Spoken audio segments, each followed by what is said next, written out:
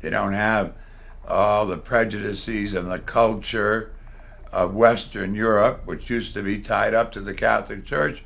In fact, Christopher Dawson, professor at Harvard University, a brilliant Catholic English historian, said, and I deny it, the purpose of the Catholic Church is to preserve Western culture. Now, what would that mean to the 200 million yellow Catholics in Korea, China, and to the 250 million and more Negroid Catholics? They don't even know what we're talking about, unless they've studied a history course, and they have no interest in preserving Western culture.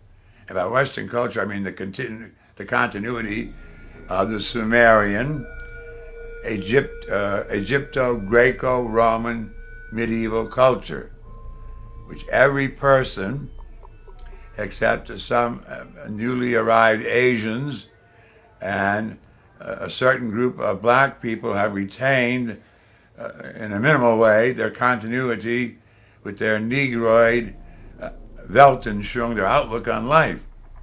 So we're not out to preserve Western culture, you know, and in our attempt to do that, we've kept all kinds of medieval customs. So as people say today, the only monarch left with any power is not the Queen of England. She may be the richest person on earth, but she has very little power. The only person that has naked power that acts like a monarch left in the entire world, outside of dictators, and they're all not going to last that long, is the Pope himself. So that's the one big facet that Catholics and Protestants do. They suffer lots of the same errors, if not worse, some of them. They don't believe in egalitarianism. They don't. You have to study the Acts of the Apostles, the 7 little snippets from the book of Revelation to tell you about 7 different churches, lampstands they're called, and the first letter to the Corinthians, plus other letters that give you a vision into church life, how the first people after Jesus implemented the gospel. I don't know what kind of church we would have, as bad as ours is right now, if we didn't have those books as part of the inspired scriptures. Because they tell us how the people lived. And to stick with one of them, the Acts of the Apostles, they are the only real communists on this planet that could survive, which are a motto for the Catholic Church. We are communists.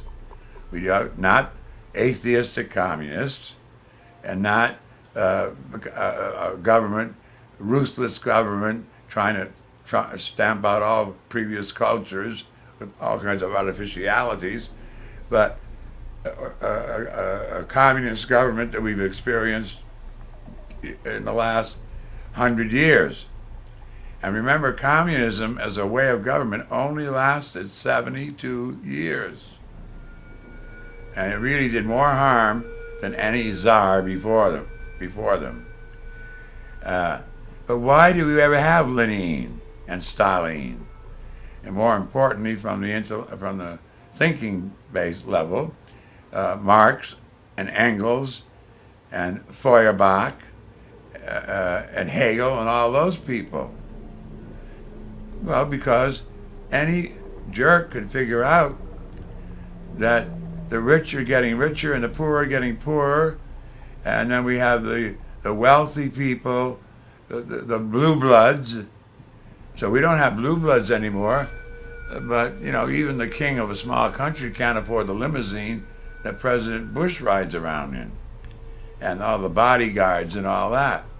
So we just have a different form of royalty, which is against the founding fathers.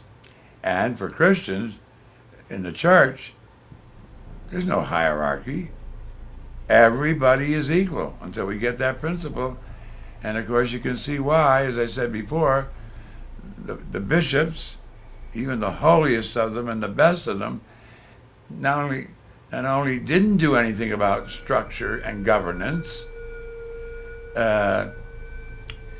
Some of them it didn't even occur to them. That's the way things have been for centuries. But it's not only that they didn't follow the Acts of the Apostles and how everybody's needs must be taken care of. There must be no poor people. You must give away all you have to the community. Even if we can't reach that level, we have to be communistic, which is very important in the days of decadent capitalism, unmanageable capitalism almost, and the amount of people on this planet starving to death, to give the most cruel example. The people still sold into slavery, either for housework, nannies, or the worst one, of course, is sexual slavery for young women and young boys. They even have cruises that advertise, if you really want a vacation, then you can go to Thailand and they'll get you all the boys and girls and stuff you want. It's sick. But in the church, it's unforgivable because, and it's not only in the Acts of the Apostles, people forget this too. If you look at the resurrection stories, and they're a special kind of literature, the last chapters of Matthew, Mark, Luke, and so-called John, and the added chapter 21 of John, when we're talking about the resurrection of Jesus, there's 3 points. One, the tomb was empty. Okay? Second, Jesus didn't walk around town with a goosed up body. We have the appearances of Jesus. Once Jesus is raised from the dead, he's in a place we don't know anything about beyond the 100 million galaxies.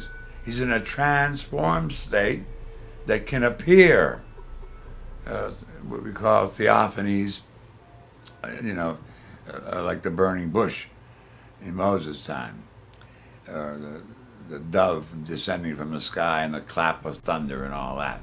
And so in the resurrection stories, which is where the whole thing starts, you got to read the Gospels backwards. Yeah, the tomb was empty. They all insist on it. Matthew, Mark, Luke, and John.